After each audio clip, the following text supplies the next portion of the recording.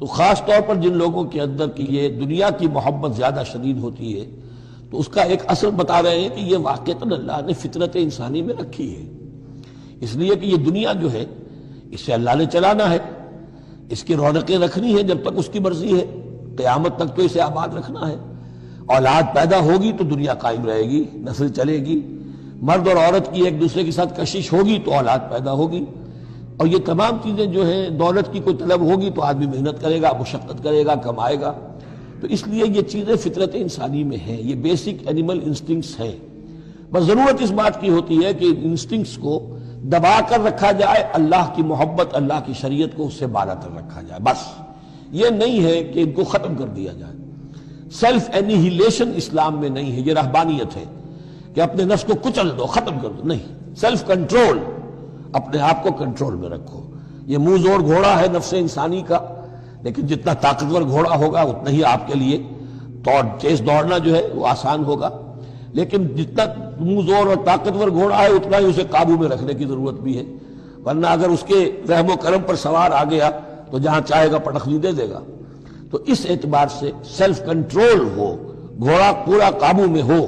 البتہ یہ ہے کہ سیلف کو، اپنے نفس کو، اس کو کچل ڈالنا، سیلف اینیہیلیشن، یہ اسلام میں نہیں۔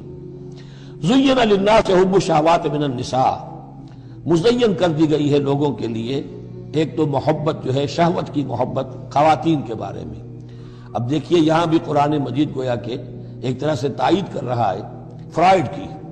اس کے نزدیک سب سے پورٹنٹ فیکٹر جو ہے، سب سے پورٹنٹ جو موٹیو ہے انسان کا، وہ سیکس ہے، اور یہاں بھی اللہ تعالیٰ نے سب سے پہلے اسی کا ذکر کیا ہے۔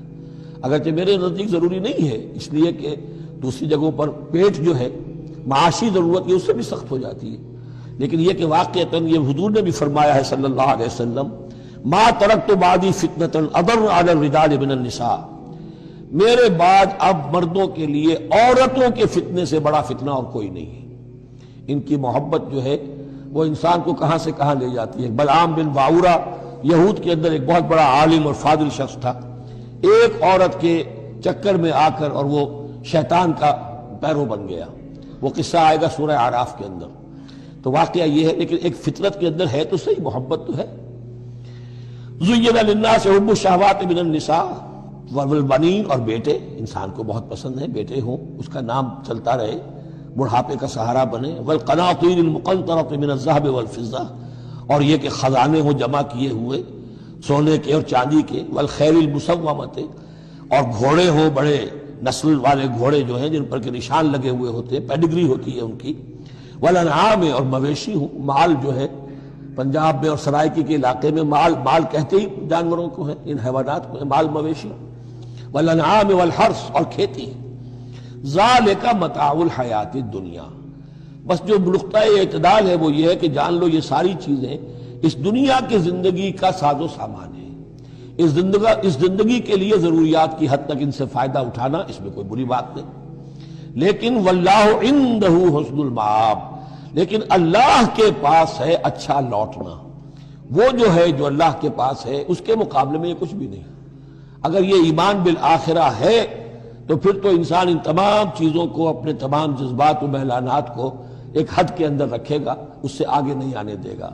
لیکن اگر ان میں سے کوئی ایک شے بھی اتنی زوردار ہو گئی اس کی محبت کہ آپ کے دل کے اوپر اس کا قبضہ ہو گیا تو بس آپ گئے، اب وہی ند ہے، وہی اب آپ کا معبود ہے، چاہے وہ دولت ہو، چاہے وہ کوئی اور شے ہو، وہ اب آپ کا معبود بن جائے گی۔ قُلْ أَنَبِّئُكُمْ بِخَيْرٍ مِّن ذَلِكُمْ، ان سے کہیے کہ کیا میں تمہیں بتاؤں کہ ان تمام چیزوں سے بہتر شے کون سی ہے؟ لِلَّذِينَ اتَّقَوْا عِندَ رَبِّهِمْ جَنَّاتٌ تَجْرِی مِن تَحْتِهَا الْأَنْہَارُ خَالِدِینَ فِیہَا، وہ لوگ کہ جو اپنے رب کا تقوی اختیار کرتے رہے۔ تقوی یہی ہے کہ اپنے نفس کا بھی حق ہے دو، اِنَّ لِنَفْسِکَ عَلَیکَ حَقًّا، لیکن ناجائز راستے سے نہیں۔ تمہارے پیٹ کا بھی حق ہے، اس کا ادا کرو، لیکن عقل حلال سے۔ تمہاری اولاد کا تم پر حق ہے، اِنَّ لِنَفْسِکَ عَلَیکَ حَقًّا وَإِنَّ لِزَوْجِکَ عَلَیکَ حَقًّا وَإِنَّ لِزَوْجِکَ عَلَیکَ حَقًّا، تمہارے ملاقاتی آتے ہیں ان کا بھی تم پر حق ہے، وہ حقوق ادا کرو، لیکن اللہ سے اوپر کسی حق کو فائق نہ کر دینا، بس یہ ہے اصل بات۔